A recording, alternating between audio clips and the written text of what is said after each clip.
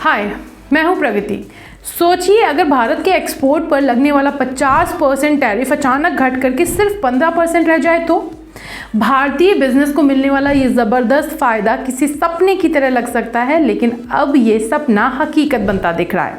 दरअसल मिंट की एक रिपोर्ट के मुताबिक इंडिया और अमेरिका के बीच एक mega trade deal final stage पर है, जो न सिर्फ टैरिफ घटाएगी बल्कि भारत की विदेशी नीति की दिशा भी बदल सकती है। भारत और अमेरिका के बीच सालों से पेंडिंग ट्रेड डील अब लगभग तय मानी जा रही है।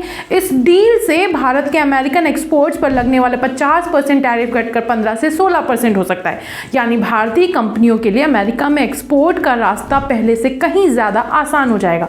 लेकिन कहानी में एक ट्विस्ट है, जी हाँ, रशिया वाला ट्विस्ट, क्योंकि इस डील की एक बड़ी शर्त यह है कि भारत को धीरे धीरे रशियन तेल की खरीदारी कम करनी होगी।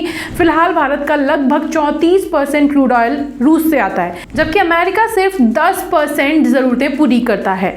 अमेरिका चाहता है कि भारत अपने एनर्जी सोर्सेज को डाइवर्सिफाई करे, लेकिन अमेरिका ये डील करने के लिए क्यों तैयार हुआ, उसे क्या फायदा होगा? दरअसल ऐसा करने से अमेरिकी अनाज के लिए भारतीय दरवाजे खुल जाएंगे। एग्रीकल्चर सेक्टर इस डील का एक बहुत जरूरी हिस्सा है। डील होती है तो भारत अमेरिकी कॉर्न और सोया मिल के लिए बाजार खोल सकता है। अभी इसकी सीमा सिर्फ 0.5 मिलियन टन की है, लेकिन कोटा बढ़ाने की बात चल रही है। हालांकि भारतीय किसान संगठनों को इस पर चिंता है कि सस्ता विदेशी सोया मिल उनकी कीमतें गिरा देगा। अब सवाल उठता है कि अचानक ऐसा क्या हुआ जिसकी वजह से ये डील फाइनल होने को है? तो इसके पीछे कारण है चाइना।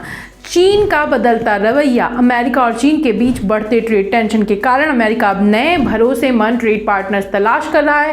चीन ने अमेरिकी कॉर्न इंपोर्ट को 5.2 अरब डॉलर से घटाकर सिर्फ 331 मिलियन डॉलर कर दिया, यानी अब अमेरिका को नए खरीदारों की जरूरत है और भारत इसके लिए परफेक्ट ऑप्शन बनकर उभर रहा है।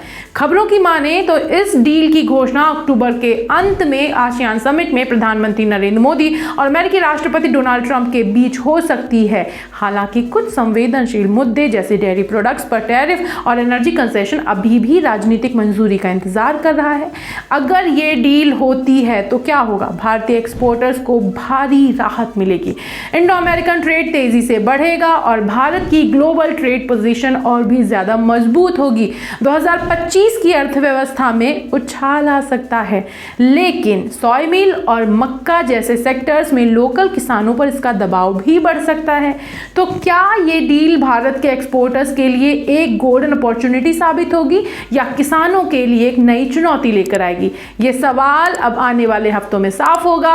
लेकिन एक बात तय है कि अगर ये समझौता साइन होता है, यानी ये डील होती है, तो भारत की आर्थिक डिप्लोमेसी में एक नया चैप्टर लिखा जाएगा। आपको ये वीडियो कैसा लगा कमेंट करके बताएं। साथ ही इस चैनल को सब्सक्राइब करना बिल्कुल ना भूलें।